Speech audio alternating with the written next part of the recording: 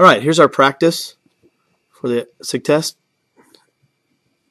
So g of negative 2 means you're just plugging in negative 2 in for the x and simplifying. G of x is equal to negative 19 means you're substituting negative 19 in for the g of x. And then to solve that, I just multiply by 20 on each side. And then I multiply by the common denominator, which is x squared minus 2. And that's how I got x squared minus 2 equals 62. Add 2 to both sides. You're using the square root, so you have to use the positive and negative to get both answers. For the f of x equals 44, you're plugging it in for the f of x. Subtract that over and you get negative 45, and then I just factored it. And there's my solutions.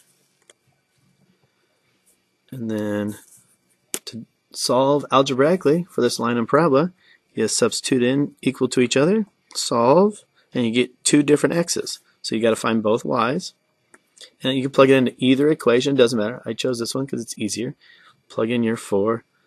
So you have negative 4 minus 4, which is negative 8. Plug in 1. Plug in 1, you get negative 5. Graph both of them, and I can see that they intersect exactly where it came up with the algebra. That's the point of the whole problem.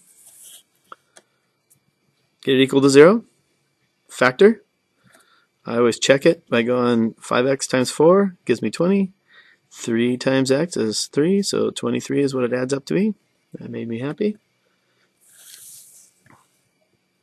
And then get it equal to 0, pull out the common factor.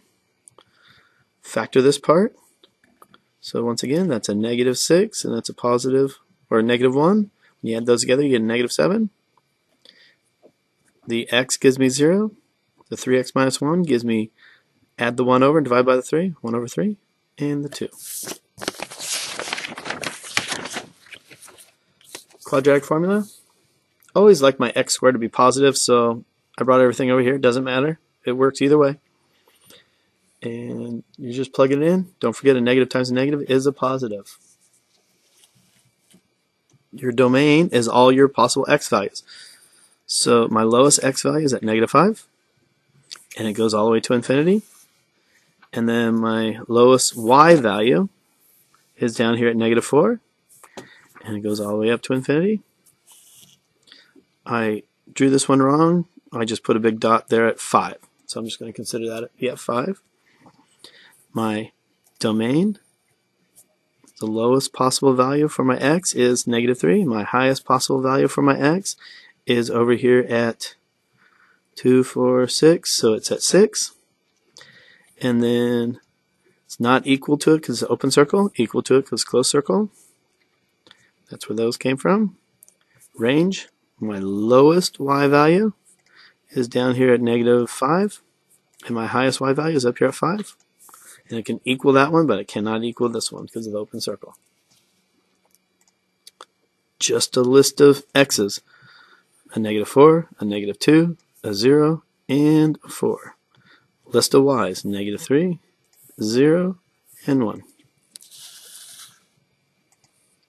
Whenever I have a fraction, I multiply by the common denominator. So x times 1 divided by x is 1. X times 1 is x. X times 5 divided by x is 5.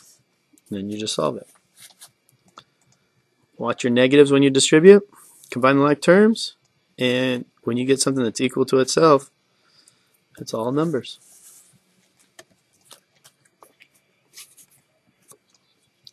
So now I have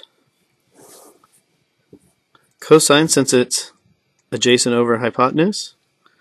It's tangent since it's opposite over adjacent. And it's tangent again since it's opposite over adjacent.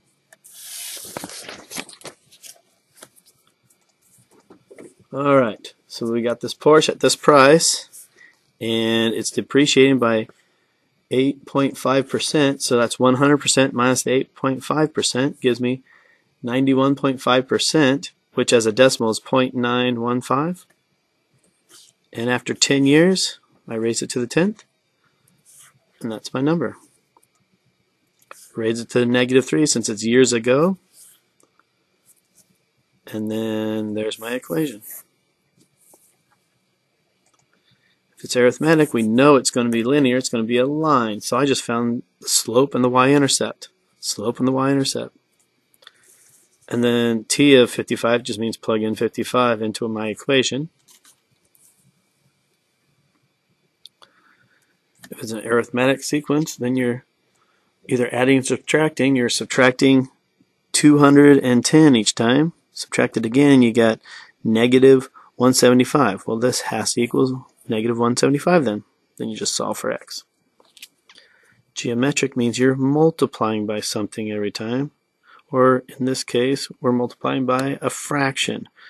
So you're multiplying by 1/7. This times 1/7 is 5, so that whole thing is equal to 5. Solve. To find the equation, arithmetic means it's a line, so it's y equals mx plus b. There's my slope, there's my y-intercept, or my initial value, however you want to think about it.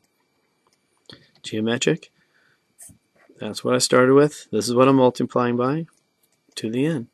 All right, good luck tomorrow.